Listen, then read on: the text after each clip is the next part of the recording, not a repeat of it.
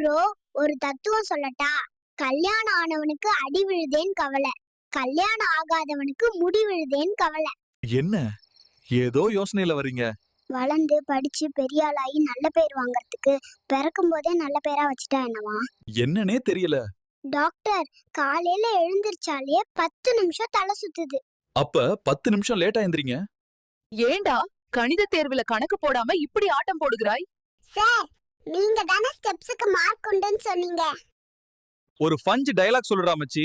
கீழே விழுந்தோமேன்னு ஃபீல் பண்ணாதே, சக்தியெல்லாம் சேர்த்து எழுந்து சொல்லணும். அப்பாடா, யாரும் பார்க்கல. பாப்பா பசியோடு அழற மாதிரி இருக்கு.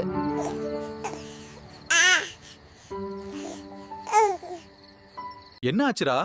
உசுப்பேத்துறவன் கிட்ட உம்முனும், கடுப்பேத்துறவன் கிட்ட கம்முனும் இருந்தா வாழ்க்கை ஜம்முன்னு இருக்கும்.